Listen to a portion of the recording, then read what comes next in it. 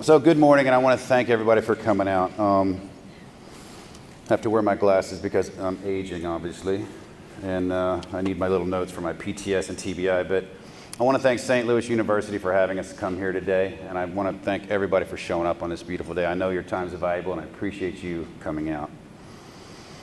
There's a very long list of people I want to thank for setting this up, but I definitely want to thank the Student Veteran Association for making this possible.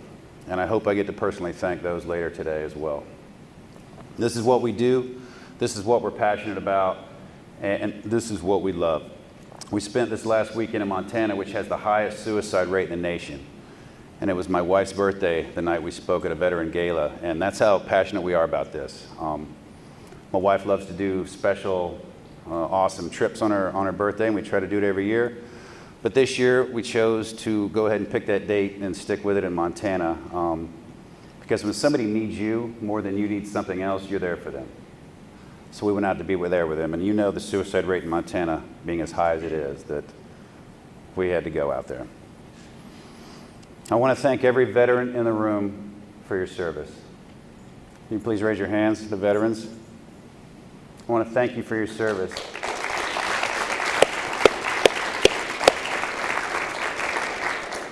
And I want to thank all the spouses and the family members for your sacrifice. A lot of times the spouses and family members get left out of that, and they are the backbone of the veteran who runs the houses when we're gone. It's a difficult life for the family members and spouses of veterans, so thank you. And I want to thank everybody else in the room who does anything to help in any way for people with PTS. You have no idea how powerful that is. It's an honor to be here with my wife, and it always is. She's inspired me to be a better person, and I watch her every day inspire people to be better versions of themselves. She saves my life, and she saves as many lives of people daily that'll listen to her. It's a repeating cycle on the phone all day long. Speaking for a little bit, feeling each other out, a little bit of crying, a little bit of laughing, lots of crying, lots of laughing, and we hang up. She picks it up and does it again all day long. And I want to thank you for that, babe. So I want everybody to think of a memory. Just take a second and think of a memory. Something powerful, something memorable. Okay, who had a negative memory? Something horrible, something negative. All right, who had a positive one, whether it's Disneyland, the beach? All right, that's very mood dependent at all. But now I want you to consider this.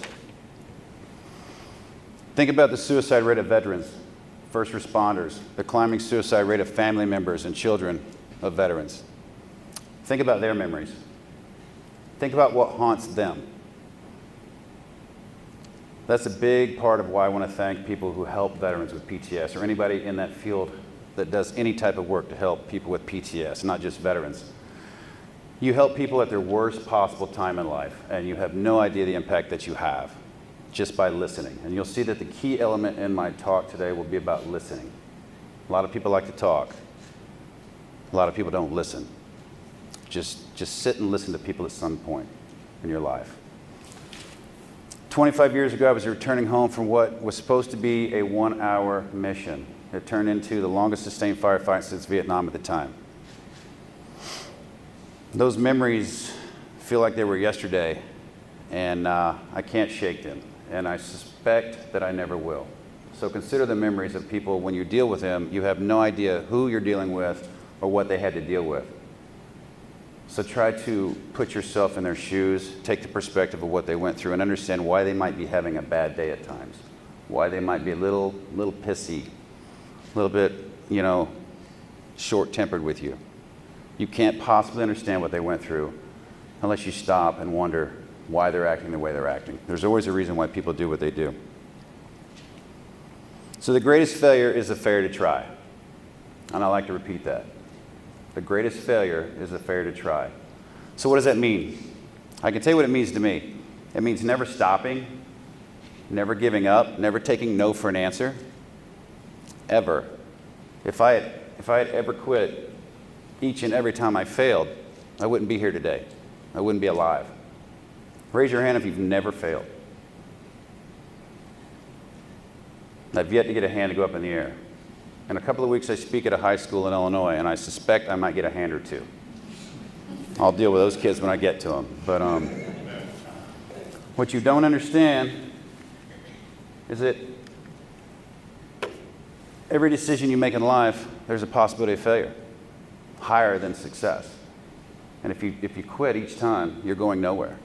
Fail forward, fail fast. Get back up, dust yourself off, keep going. We were sitting in a house 25 years ago, and it was being destroyed around us. Rocket-propelled grenades, machine gun fire, AK-47 fire, literally knocking the walls down around us. And there were 9 of us in that house. Had any one of us given up that night, we would all be dead. I learned many lessons that night, and I learned that nothing is insurmountable. Nothing in life is insurmountable. Who has feelings of inadequacy?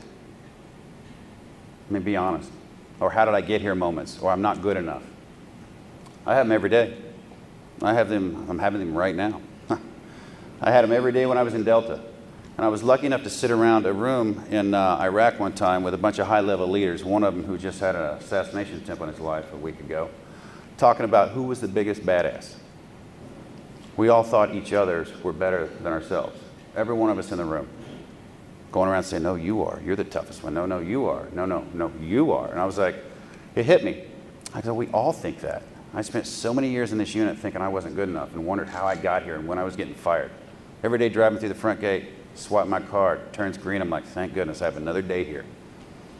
And that same story came up as well. And I figured out that it's in everybody. And you either let it manage you or you manage it. So I chose to use it as a tool to do better in life.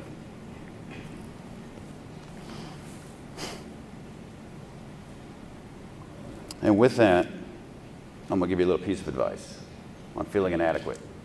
Don't ever give a shit what anybody thinks about you. If you're doing what's legally, morally, and ethically right, and you're doing the best job that you can do, why would you care what anyone else thinks about you? Why do you let it affect you? We all do, but why? I like to break down the why in everything I do, and that helps me understand my actions. So don't really care what anyone else thinks about you. It's got to be in your heart, and you have to have the confidence that you're doing what's right and appreciate yourself. And you'll see the change happen immediately. So life of service is one of the most noble things anyone can do. I never expected to dedicate my life to service, ever. Never thought that would be me, and nor did I think I would continue it when I got out. But a lot of us do that. When you do something for someone else that helps them, that's service. It doesn't have to be the military. You're conducting a service that makes somebody else's life better. And that is admirable, and I want to thank every one of you for that. It shows in you, people pick up on it, and they're drawn to it. So try that sometime. Try helping out somebody else. I had the opportunity to go work at a homeless shelter. And I didn't want to go. My wife suggested it to help me. And I thought, this is a joke. These people deserve what they're getting, right? I had zero empathy. I learned more in that 2 weeks helping people who needed a hand than I learned anywhere in my life. And all those people wanted was to be heard. And that's when I learned to listen. It helps you as a person to help other people. It definitely helped me. It's kind of like being an instructor. I learned more about close quarter battles teaching it than I did doing it in 20 years. As soon as I started teaching it, I learned so much more, just in that nature. There's many capacities to volunteer. It's not just the military, obviously. That's a life of service. You can help in any way. You can help with money. You can help by donating your time. You can help by donating your services. You can help just with the knowledge that you have that other people don't have. So where did I learn all this? School? No, I tried that. And that's when I joined the military. Did I learn in the military? Maybe a little bit. I learned it like we all do in life, growing up around our families and the people we surround ourselves with. You become like the 5 people you surround yourself with the most. So I challenge you to think about that. You guys at this table, you surround yourself with the 5 people you hang around with the most. Do you like them? Are you like each other, similar? And I challenge everyone to think about, who do you hang around? Is it a good group of 5? Is it a bad group of 5? Are they bringing me up? Are they dragging me down? I like to look at it, are they a sail or an anchor? Because I'm the boat. My wife's been my sail. She's also been my anchor. You don't want friends that are nothing but anchors, all right? You want people that can do both for you. You want them to hold you down when you need it, and you want them to help propel you forward when necessary. I had recent opportunity to go back to my old stomping grounds at Fort Bragg, and after hanging around Jen's friends, my wife, to get that joke, you'd have to, if I'm Donald Trump, my wife's Hillary Clinton. Okay? Let's just put it right there. When we met, we were complete and utter opposites. And I thank God for her every day. I had a chance to go back and listen to the people that I hung around with. And it doesn't matter how good you are at your job or what you do, it's your personality.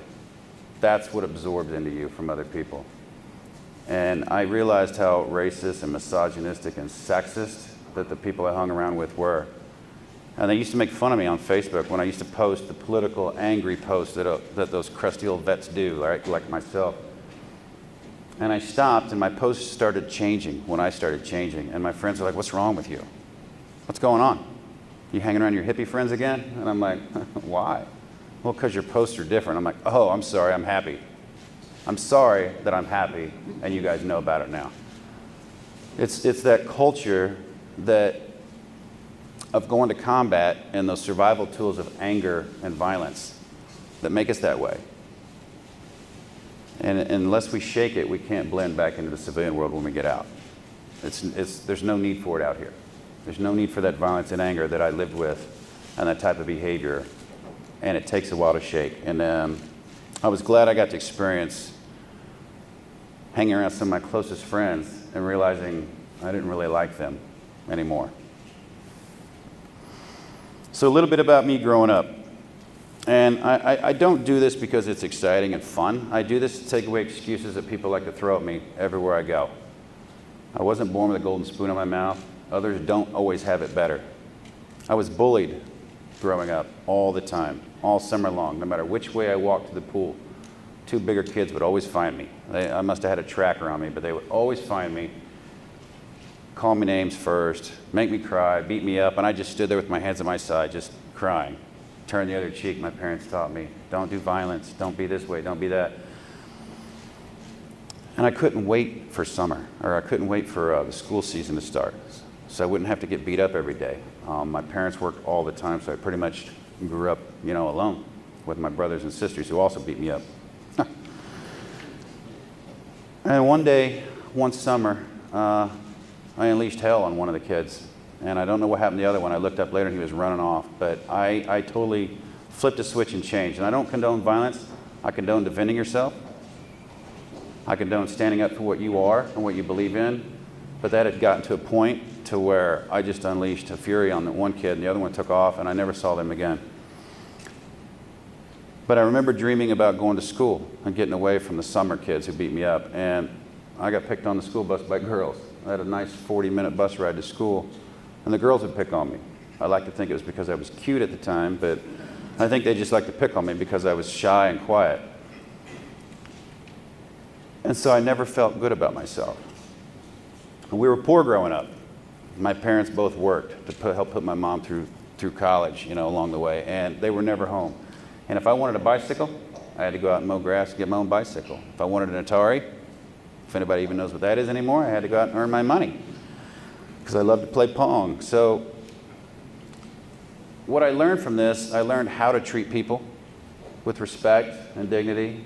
I learned empathy. I learned the value of a dollar. I learned how to work hard. So it's all perspective on what you take away from life. When life hands you something, what do you turn it into? Do you turn it into a whiny session about how horrible you have it? Or do you take it and run with it and change it, make it better?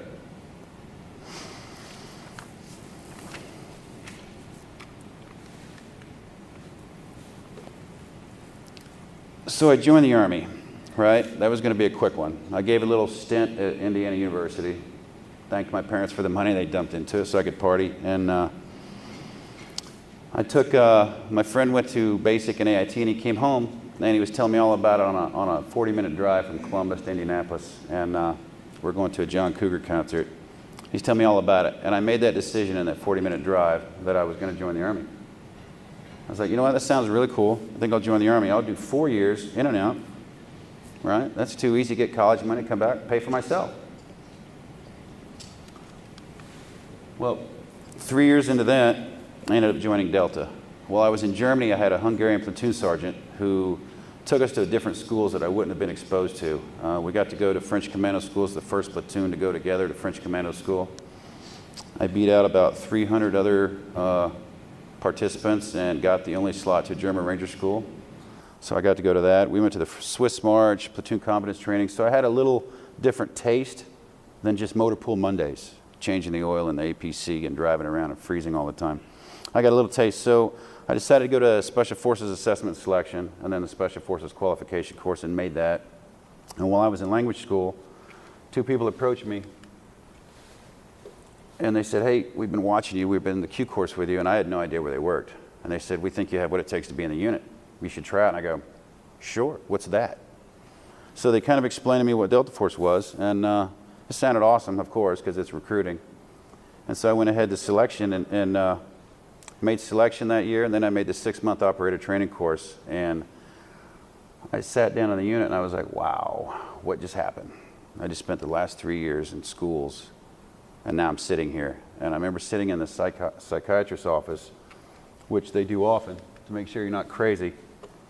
And I remember them saying, you know, you've been climbing these mountains the last 2 to 3 years. When are you going to sit on top and enjoy one? I was like, I have no idea what you're talking about. Enjoyment? Having fun? What? I'm here to do a job. So I didn't know what was next. So I plugged on for the next 2 years, doing everything I could to be the best at what I could be, you know, to preparing to save a life when needed or possibly take a life. And I wanted to be the absolute best. So I plugged away, doing everything I could and waiting for combat. I used to ask people, who wants to get in a firefight? Any hands that went up, I chose the people that didn't raise their hands. Because the ones that went up, they had never been in a firefight. Because if you've been in one, you don't want to go back. Because you understand those bullets fly both ways. And when your friends are dying around you, you can understand that combat is not what it is on TV. It's not that romantic story that everyone makes it out to be. So 2 years in the unit, I'm off to Somalia, 3 October, Black Hawk Down. Has anybody seen that movie? I talked about it a little earlier. The longest sustained firefight since Vietnam. The first 4 or 5 hits we did in Mogadishu was like what I thought combat would be. You go out, the enemy shoots at you, but you don't get hit. It's scary enough to make it exciting. You get back, you high five, you talk about the stories you did. You see so-and-so fall over. Did you see the way that guy ran away? Yeah, we did this, we caught him, and everything was great. Because all your friends are there. They're still there to talk with you and hang out with you. And then 3 October happens. Surreal things happen in combat. And everybody sees things differently. You could be standing next to somebody and looking at the same thing, and you'll come back and the stories will be different. That's how it affects you. It's just like PTS, and what causes it is different to everyone, but the results are the same. So up on infill on 3 October, we knew it was different. We didn't know why that day. We knew later that it was, well, we knew it was the Bukhara market where there were a lot of weapons, but we didn't know there was an Al-Qaeda training cell very close by that kind of did their time-sensitive target planning, apparently, and decided to join the fight that day. As soon as our birds infilled, we were taking RPG fire and AK-47 fire immediately, and my team was infilled outside of the perimeter of the Rangers, so I knew we'd have to fight our way in, hopefully not getting shot by the Rangers on the way as well, and getting shot at along the way. Finally make it to the building, conduct the hits. A couple of 5-tons are getting hit with RPGs now. We know things are heating up, but we're still making jokes about making it back for dinner, right? I was like, I wonder what they have for dinner tonight. You know, I didn't bring any water. I don't have my night vision, so we know we'll be home in an hour. And then I heard an RPG go off overhead and explode, and I looked up and I saw a helicopter spinning out of control.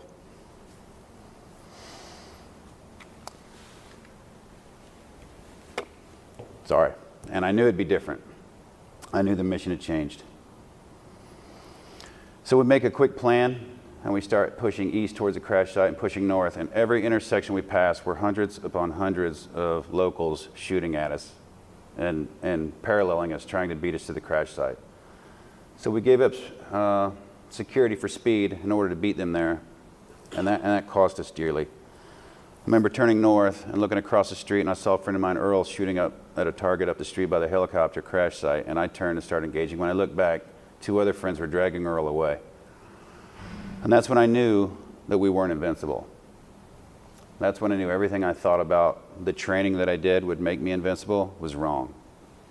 That's when I knew that good idea about making that Kevlar plate about that big so I could run fast was a bad idea. The plastic Protec helmet, not a good idea. We wanted to be light and fast, but you cannot run a bullet. I never got to tell Earl goodbye. I never got to thank him. I was just in that probably 1 second time period. I looked back and Earl was dead. Push down to the crash site, take down a house on the corner, and now we, my team and 3 headquarters elements, 9 of us, occupy the northwestmost corner of the front, basically, of that battle. And that's why I say if any one of us gave up that day, we would have been overrun, and I wouldn't be here. The entire night was spent basically blowing our house up. At one point,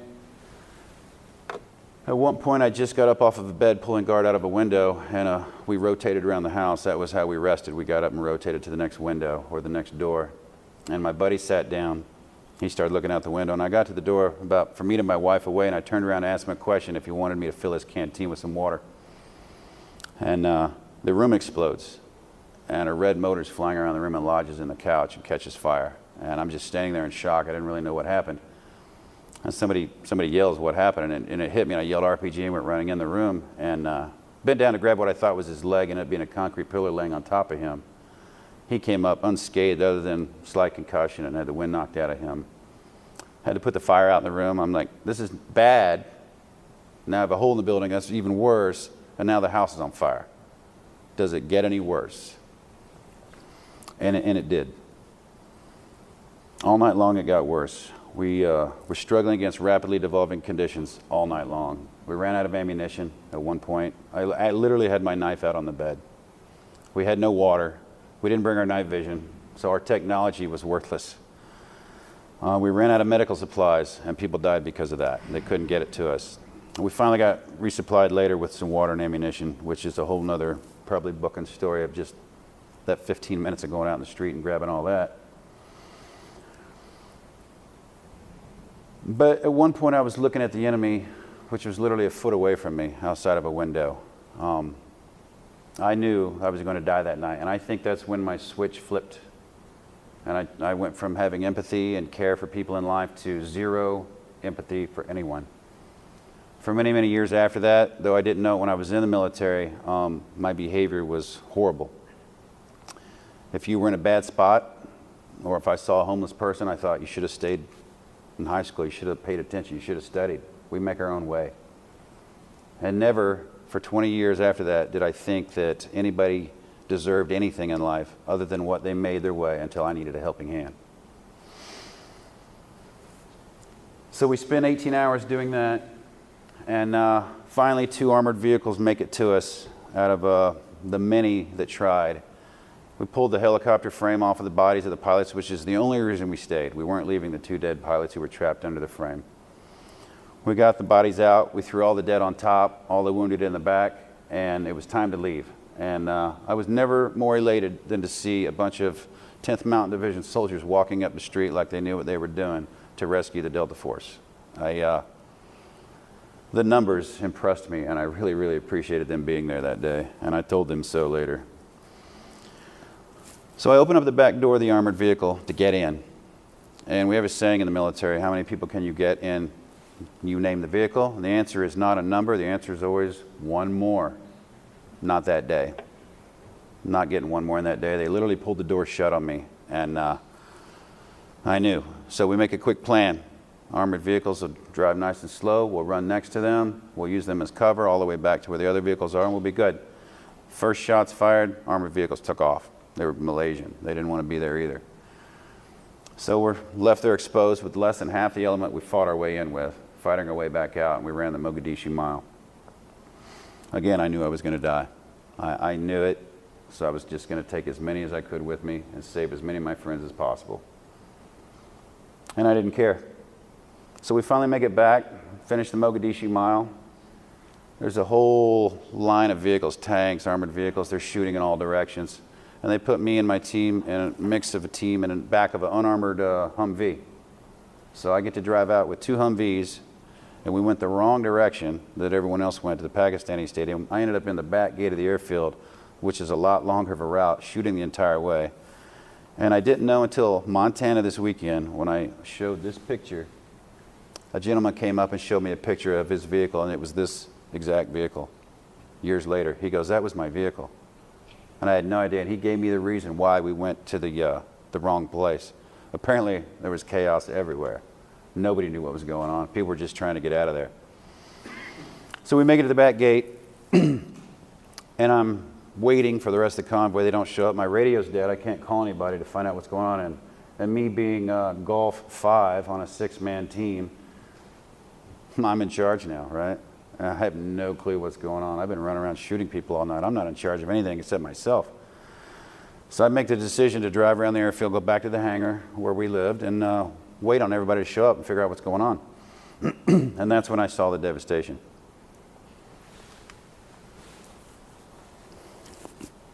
When we pulled up, I saw 15 bodies lying on the street, covered with ponchos. And I wouldn't look at their faces. I looked at their boots. And our boots are all different, so I knew. We had black Adidas boots, and I knew that many of our own were laying there in a pile. One of the Rangers were sandbagged with, had sandbags stacked around him. He had a rocket-propelled grenade, undetonated rocket-propelled grenade sticking out of his chest. He'd got shot so close he didn't have time to arm, so it was basically like a harpoon killing him. The docs didn't want anything to do with it until EOD came and got it, so they just sandbagged it. That's when I saw the devastation.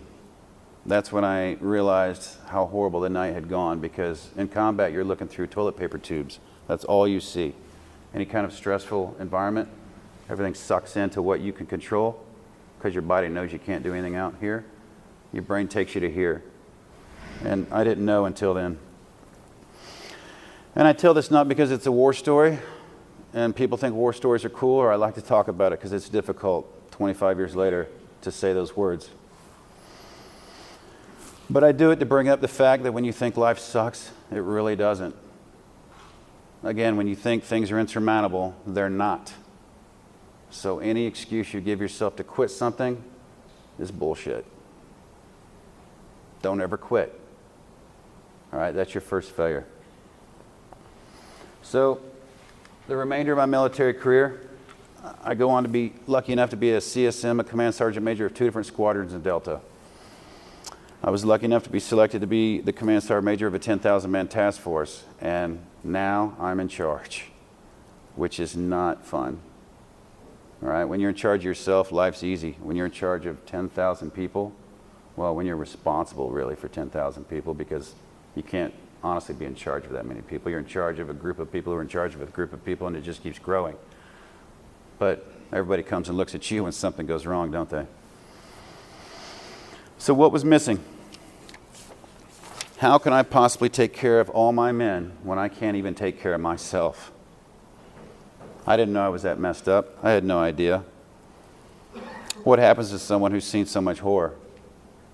What happens inside? It never occurs to those who serve that you have to take care of yourself as well first. You have to be selfish in that. I can't help you if I can't help myself. I can't give you good information if I'm screwed up already. So you have to be selfish in that. You have to take care of yourself first, and then you can take care of other people. What about the families we're thrown back into? How are they going to manage us when we can't even manage ourselves? How do we expect that to turn out? And that's when I learned, lead with love and not fear. And that's another one I like to repeat, lead with love and not fear. I led with fear for many years, and sure, people did what I told them to do as long as I was there. And that's what people do when you lead with fear. They'll do what you wanted them to do when you're there. If you lead with love, they'll do what you need them to do even when you're not there. And you get back what you put into things in life, right? So if I put in anger and fear and violence into my leadership, guess what I get back? Anger, fear, and violence and disrespect. If I put love into my leadership, I get back love and respect. and they'll do whatever I need. They'll even take care of it for me, and they'll help make me look good. I was in a hangar one time in some state, in some country, I don't know where, but I had a group of guys come up to me from another team, and they're like, our team leader, he doesn't listen to us. We've been trying this, we've been trying that, and he was kind of a jerk, I knew, but I mean, he was quality guy, but just personal skills, horrible. And they came up and they were telling me how he never listens to them. They had this idea, they have that idea. Things are going horribly wrong for them, and he's trying to do it all himself. So I went and had a talk with him. He's like, I never knew. I just never knew. They didn't tell me. I mean, why would you not tell somebody something? Why, if you have a boss and he's horrible, why not go talk to your boss? If they fire you, it's probably lucky for you. You didn't want to work for him anyway, right? It's okay to go talk higher, talk lower, you know? You want to know one job up, two jobs down. That way you can help people below you deep, and you can help the people above you, make them look good. But you have to listen, and you have to talk to the strong as well. And that's another theme, you know, listening and talking to the strong. It's not just the weak. If you're weak and timid, you probably won't commit suicide. It's the strong ones that have the will to continue and do that might actually pull through. So listen to everyone. They have something to say. So let's talk about that thing nobody likes to talk about. We all have issues, and we all come with baggage, right? Is there anyone in this room without some sort of issue or some kind of baggage you have to deal with since childhood or since you can remember? We had issues this morning. I had crisis with my stepdaughter this morning. I'm late, blah, blah, blah. I can't watch my show. These aren't crises, but to them they are, right? And you still have to deal with it. So perceived crisis. Beneath that mask we show each other, we all have issues. We all put on that face for each other. It's like Facebook. Some people do get on there and whine, but most people post happy photos, we're all happy. I was like, oh, you have such a perfect marriage, you, Tom and Jen, you're great. I'm like, yeah, because I don't post the crappy stuff we do, right? I don't post the arguments. You don't get a video of me and her arguing about something, you know, going toe to toe, 'cause she's pretty feisty. None of us are superhuman or immune to the trauma we see in life. None of us are. And we deal with that a lot. I deal with a lot of type A's calling me up. Hey, Tom, I was thinking about getting some counseling. Does that make me a wussy? And I go, yeah. And I'm one too, because I go every week. I go every week to counseling. Ever since my wife turned me on to that, and I figured out I do need help. And it is helping, and it does get better. But people think that. They think it's weakness versus an issue. And I keep telling them it's a sign of strength to admit you have a weakness.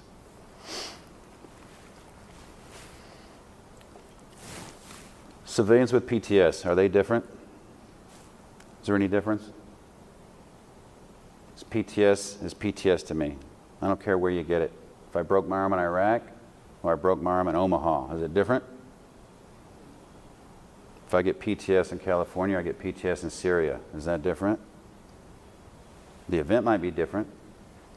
PTS isn't. It all emerges in the same fashion. And I'll go down that list. I'll get on the phone with people all the time. Hi, Tom, I can't sleep. I'm angry. I walk in the house, I get mad about this. I get mad about that. I ruin holidays. I go, oh, yeah, keep going. You got a couple more. Oh, yeah, I'm drinking a lot. Yeah, oh, yeah, keep going. Yeah, I can't go to bed. Yeah, I can't watch violent movies. Yeah, I cry a lot. Yep, okay, you got them all. Good. They're all the same. Day in and day out. Nobody's that different. So if you just listen, let them tell you what's wrong with them, you'll figure it out. I learned this when we were in Iraq, and I was a troop sergeant major, and we were doing a hit on a wedding party that turned into a Al-Qaeda training camp again. And on infill, helicopter got shot, did a hard crash landing about 300 meters away in an open field. I had Rangers running around everywhere. We were taking fire from multiple buildings surrounding us. I had teams launching to different buildings to secure those. The 15 guys who were on target just took off in every direction, so headquarters is trying to get us to chase them, and then I heard an explosion in the room next to me, and one of my friends got blown up with a suicide vest guy he had just shot. And I knew I had to get a medevac in there immediately. But I couldn't because I had people spread out, and I was taking too much fire from too many different places, and they would have come in, but I've played that game before, all right? So got the medic on him, going to treat him, and I'm going to take care of some of this with AC-130. But before I can do that with this gunship up ahead, I have to get everybody consolidated, and I have to get 100% accountability. So the Rangers are surrounding the crashed helicopter. They're taking care of that. I got my unit guys going out, bringing it back from the outbuildings into our main target building, and we're missing one. And I'm like, okay, well, go get him. Where was the last place you saw him? And how is it you're missing somebody? You know, how is it people go missing? Why do we have a MIA flag? And then you find out how easy it is to lose one person in a group of about 80 when you're just in a couple of houses. So I sent them back, and they returned in short order, and they, hey, we found him, we got him, he's good to go. Okay, where was he? He was in the fields. Oh, well, talking to a cow. And I was like, oh, what? He was talking to a cow? Yeah. I go, about what? He goes, does it matter? I said, that's true. No, it doesn't matter. So I'm thinking he's dehydrated. Put him on the helicopter, you know, suppress the fires, bring in the bird, put the wounded on, put him on there because I think he's dehydrated. And when I went back to the house that I lived in, and actually went down to his room that he lived in the basement and looked around, there were Ambien pills laying everywhere. So pills to wake up, pills to go to sleep. They give you this so you can keep going. He has taken so many Ambien, he forgot he took Ambien, and he'd take Ambien. Forget he took Ambien, so he'd take Ambien. And then I find out that he had been going down in the middle of the day when we would all sleep and wake up the Rangers, grab the platoon sergeant. Hey, it's time for Ranger PT today. He's like, what? I was sent down here to give you Ranger PT. And they would come to me later and be like, yeah, he used to come down and tell us all the time it's time to get PT and that you sent him. I'm like, I had no clue. I didn't check on my men, and they lived in the basement. A group of strong leaders that would do anything for me. I didn't check on them, and I failed.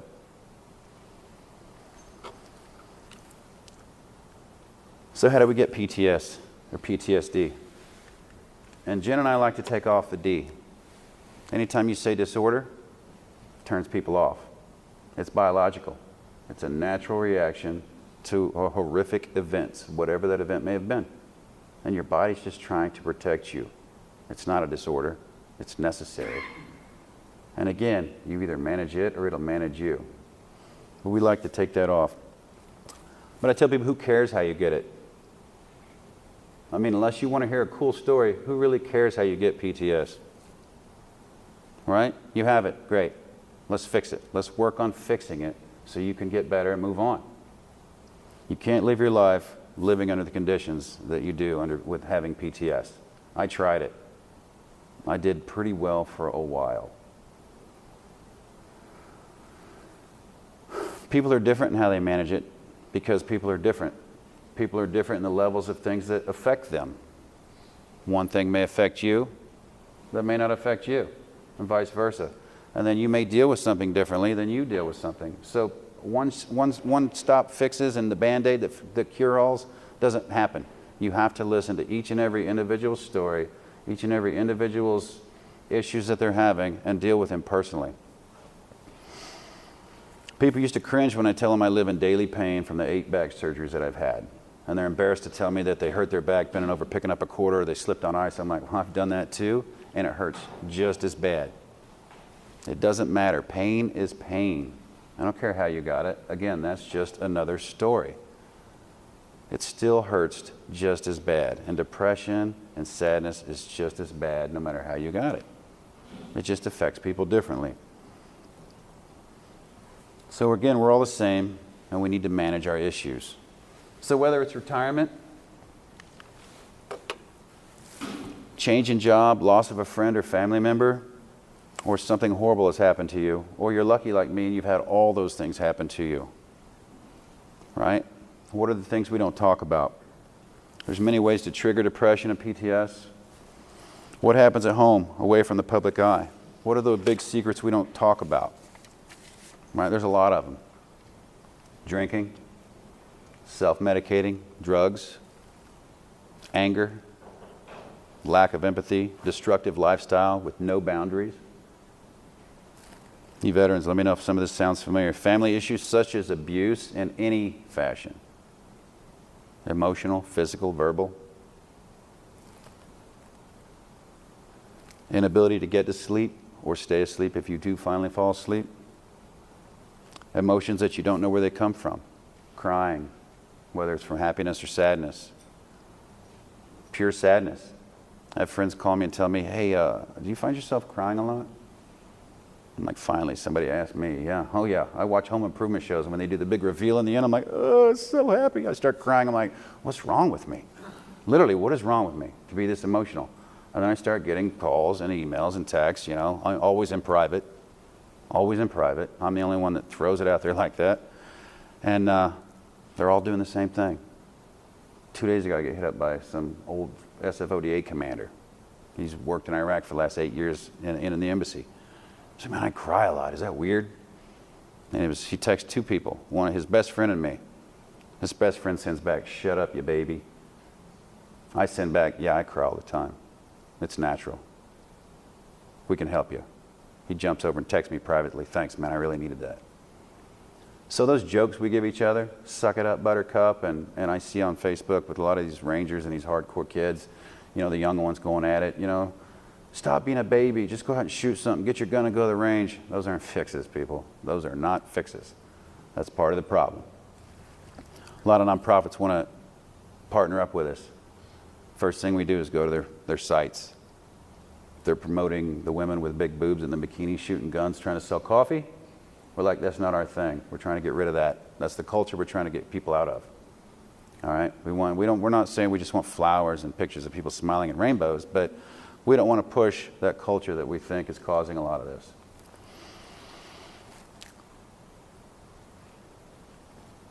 There's a perception that no one understands what you went through. I thought that for a while. How could you possibly understand what I went through? You don't have to understand what I went through. You have to understand what I'm going through now to help me. A lot of veterans think, you've never been to war, you can't help me. I'm not going to a therapist, they've never been to war. I know, they're therapists. You're a soldier. You're doing your job, they're doing their job. You don't need a soldier anymore, you need a therapist. Therapist knows what you're going through now. They don't know what you went through then, unless you explain it to them and let them help you with the now. And they're like, oh, that makes sense a little bit. So they don't take advice from people because they don't think anybody understands them. So it masks itself, and they hide it, and they self-medicate more. And then finally, suicide. That ultimate destruction of family and friends that people turn to when they feel like they're a burden or they're helpless and hopeless.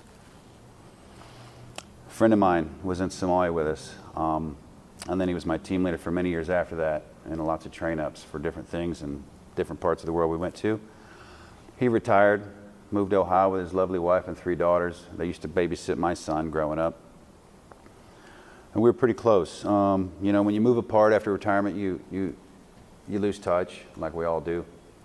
And several years back, we heard that he was having some issues. You know, maybe he was doing some drugs. So several guys drove up and tried to help him, and the wife said, it's good, he's embarrassed, you know, he's fine, I got him, thanks for coming up. So I never got to see him. Well, then he hung himself. And then I heard he was brain dead. Then I heard he recovered. And then we were happy. And then I heard it was a ploy to get more drugs. And then his wife overdosed and died. And a week later, he killed himself. 2 of his 3 daughters, when I went to look, and I started looking at one of the strong men that I knew in my life, I started researching the newspaper from his hometown. 2 of his 3 daughters been in prison for selling drugs. You know, back out on the streets over and over again, violations of this and that. The squeaky clean daughter, she grows up. Both her parents are gone. She marries an SF soldier. He gets killed in Iraq recently. So when you think you have an excuse to feel bad, think about that woman. She's not Superwoman. She doesn't want to be known as this or that. She doesn't want to spread it out. She wants to help people, but she's just plugging away at life. That's what I was handed. That's what I'll deal with. In the spring, we spoke at Central Washington University. And I spoke at length with 3 gentlemen after my speech in their ROTC program. And I remember them, and they were very dedicated, motivated with each other, and they were close. And I got a call this last weekend And so there was a gun accident, and 3 of us were in the kitchen. One of them just got back from working out, and he was making his dinner. And the other 2 were going at it like they do, you know, this, that, back and forth, you know, just having fun. And he's telling me the story. He said, I heard one of them rustling around in his room, in his gun locker, like he does, because he always liked to pull his guns out and show them off, you know. And the other guy was saying something. And he never turned around and looked. And he will hate himself for the rest of his life for this. And he said he heard his friend say something like, "You don't have the balls to do it." And then a loud explosion. Put a slug right in his friend's face, his best friend's face. He then turns around and sees the horror. And he jumps on his friend on the floor. And he's telling me that he's covered in blood. And he knows immediately, with the training that he's had, there's nothing he can do. Nothing. But he's trying. He said he looked up at the other friend, who still had a Beretta in one hand and a shotgun in the other. And he said he saw a look he's never seen before. And then he turned and walked outside. And then he heard another gunshot.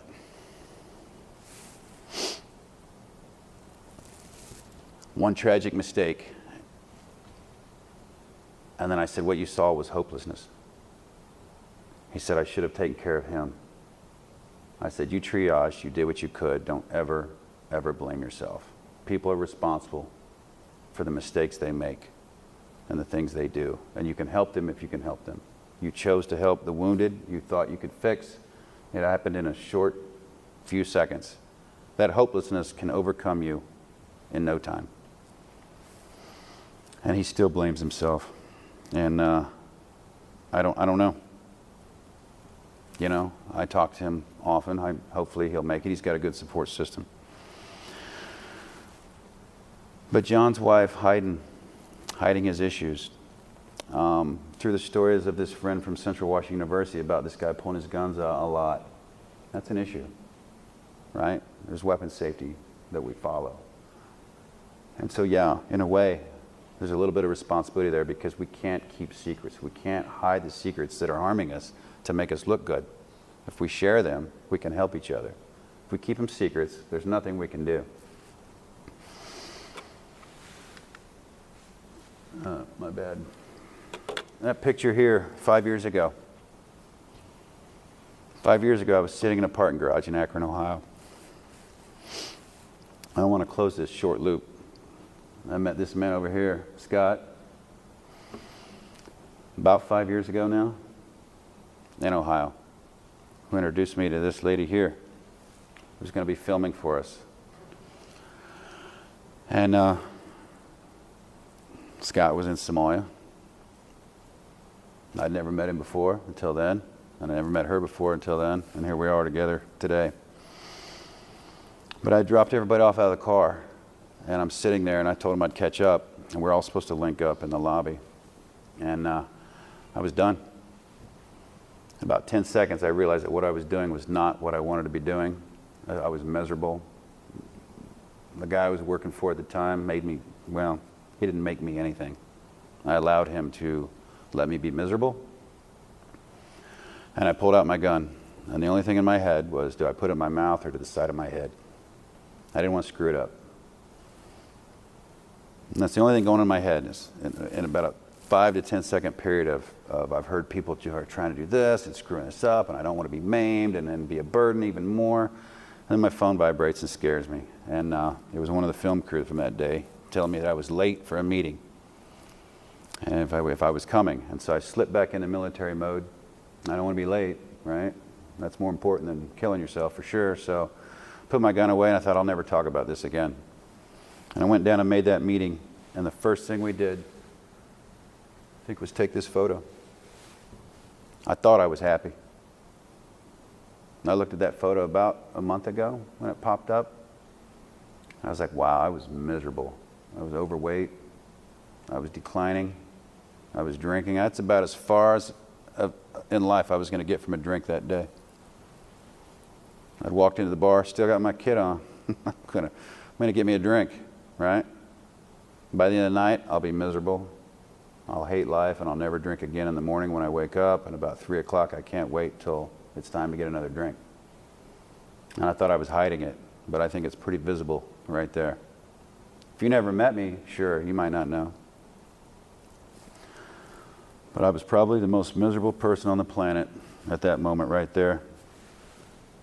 The person on the right, one of my nearest and dearest friends, was on heroin that moment.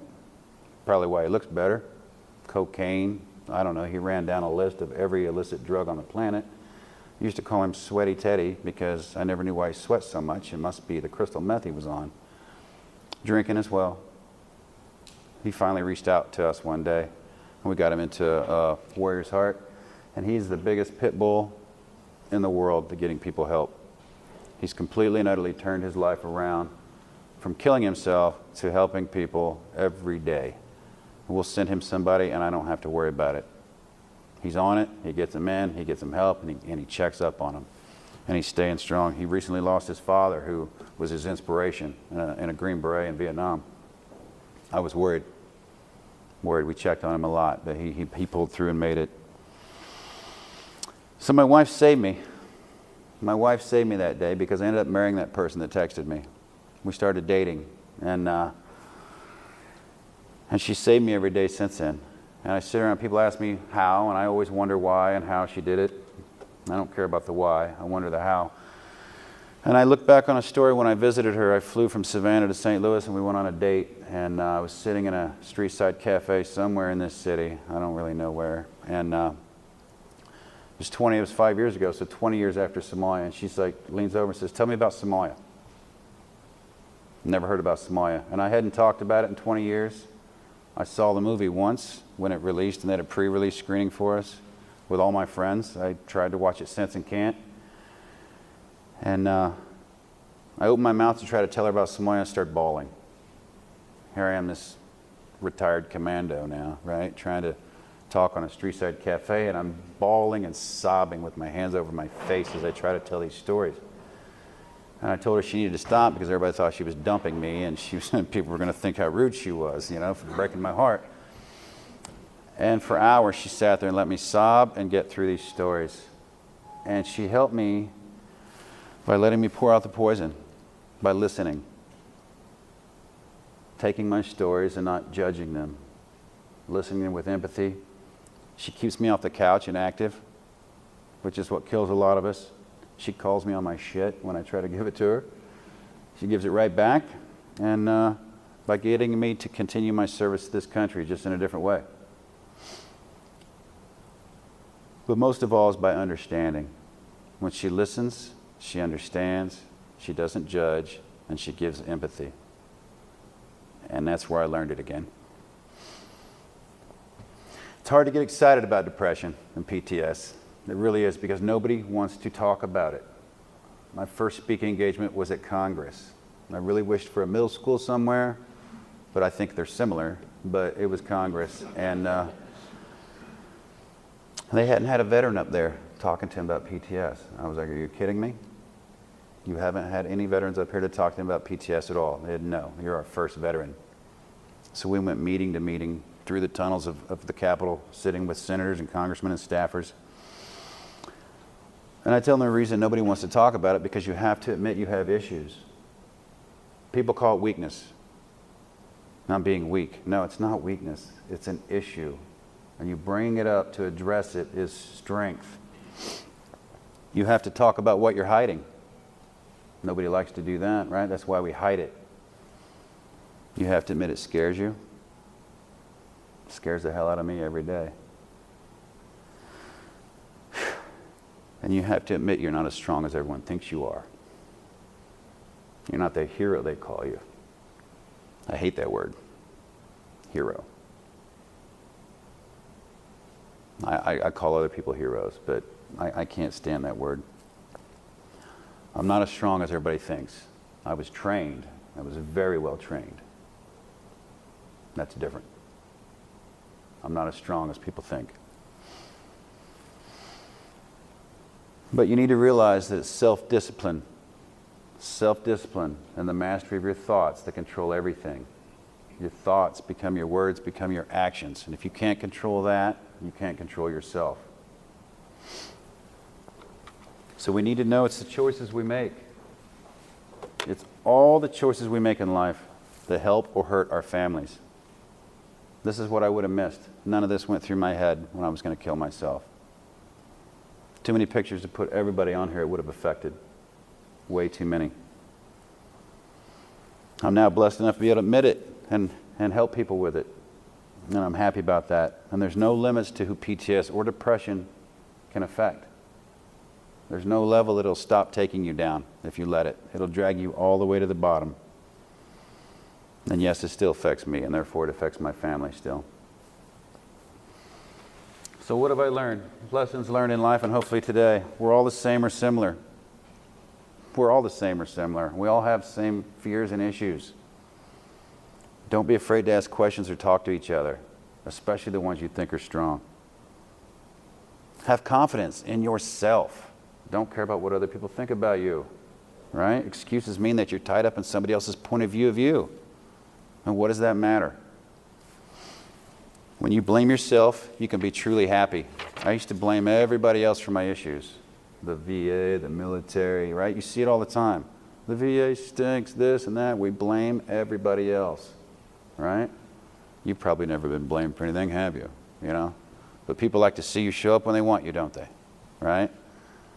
Until you start blaming yourself, you'll never fix the problem. I can't fix anybody in this room. You have to fix yourself. I can give you the tools. But when I blamed everybody else, I just continued on life thinking that everybody else had a problem. When I figured it out, I became happy. I could fix myself. I can manage that. I can manage one guy.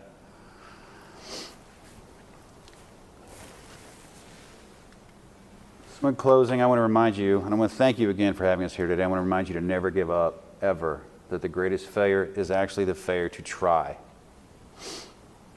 Confidence is not, I hope they like me. Confidence is, I'm fine if they don't, right? Because I'm confident. What do I care what you guys think, right? Self-reflection is far more important than the criticisms of others. Look in the mirror. Every morning you have to look in the mirror. Do you like what you see? Look deeper. If you don't like it, get to work. Because it's your job. If you like what you see, should you stop improving? Should you ever stop improving? Keep working. And remember, you can only point so many fingers at others before those fingers all come back at you. Right? I've tried that. Trust me, they'll come right back to you. Never allow yourself to become a victim. Accept no one else's definition of yourself, but define your future. Define who you want to be. And remember that one phone call, letter, word, or text could save a life like it did mine. Thank you.